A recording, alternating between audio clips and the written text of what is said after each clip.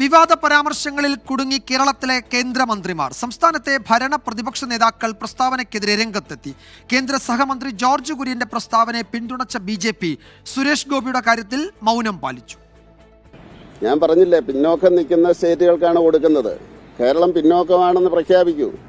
അപ്പൊ ഒരു ഉന്നത കുലജാതൻ അവരുടെ ഉന്നമനത്തിന് വേണ്ടി ട്രൈബൽ മന്ത്രിയാവണം. ഒരു ട്രൈബൽ മന്ത്രിയാവാൻ ഒരാളുണ്ടെങ്കിൽ അദ്ദേഹത്തെ മുന്നോക്ക ജാതികളുടെയൊക്കെ ഉന്നമനത്തിന് വേണ്ടിയുള്ള മന്ത്രിയാക്കണം.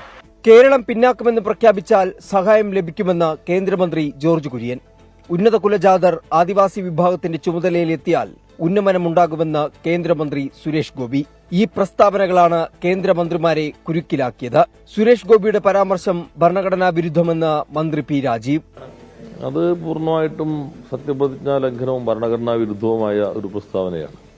എല്ലാവരെയും ഒരേപോലെ കാണേണ്ട, തെറ്റായ രൂപത്തിൽ കാണേണ്ട ഒരു ഉത്തരവാദിത്വം വഹിക്കുന്ന ഒരാൾ, ഭരണഘടനാപരമായ ചുമതല വഹിക്കുന്ന ഒരാൾ നടത്തിയിട്ടുള്ള പ്രസ്താവന അങ്ങേയറ്റം തെറ്റാണ്. രണ്ട് കേന്ദ്രമന്ത്രിമാരുടെയും പ്രതികരണം അപക്വമാണെന്ന് പ്രതിപക്ഷ നേതാവ് VD സതീശൻ. ഇവരുടെ കുടുംബത്തിൽ നിന്ന് തറവാട്ടിൽ നിന്ന് എടുത്തു കൊടുക്കുന്ന ഔദാര്യമാണോ സംസ്ഥാനത്തിന് കിട്ടുന്നത്?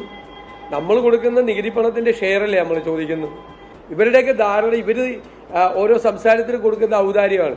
ഞങ്ങൾക്ക് ഇഷ്ടമുള്ളവർക്ക് ഇഷ്ടം പോലെ കൊടുക്കും, അല്ലാത്തവർക്ക് കൊടുക്കില്ല എന്ന് പറയുന്ന ഒരു സമീപനമാണ്. സുരേഷ് ഗോപിക്ക് മന്ത്രിയായതിന്റെ ഹാങ് ഓവർ മാറിയിട്ടില്ലെന്ന് കൊടിക്കുന്നിൽ സുരേഷ് MP. ഇതുവരെ ഈ മന്ത്രിയായതിന്റെ ഹാങ് ഓവർ അദ്ദേഹത്തിന് മാറിയിട്ടില്ലെന്നാണ് തോന്നുന്നത്. ഇപ്പോഴും പഴയ ആ ചാതുർവർണ്ണയത്തിന്റെ ഒരു മാനസികാവസ്ഥ തന്നെയാണ് എന്നാണ് നമുക്ക് വിലയിരുത്തേണ്ടി വരിക.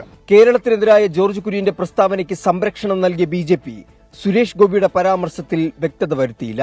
അത് നല്ല ലളിതമായ ഭാഷയിൽ കേന്ദ്രമന്ത്രി ജോർജ് കുര്യൻ പറഞ്ഞെന്നേയുള്ളൂ. ജോർജ് കുര്യൻ എന്താണോ പറഞ്ഞത് അതിനെക്കുറിച്ചും കേരളത്തിൽ ഒരു വിശദമായ സംവാദം, ചർച്ച നടക്കണം. അപ്പോ ഇപ്പം വളരെ കൃത്യമായി ഞാൻ എന്താണോ പറയാൻ ഉദ്ദേശിച്ചത് നിങ്ങൾ പറഞ്ഞു കഴിഞ്ഞു. അദ്ദേഹം പറഞ്ഞു, അദ്ദേഹം അതിന് ഉത്തരവും പറഞ്ഞു, നിങ്ങൾ ചോദിച്ചു. ഇനി ഞാൻ പിന്നീട് അതിന് ശേഷം ഇനി എന്താ ഞാൻ പറയാനുള്ളത്? അദ്ദേഹം പറഞ്ഞല്ലോ, അദ്ദേഹം അതിനെക്കുറിച്ചിട്ടുള്ള 24 ഡൽഹി.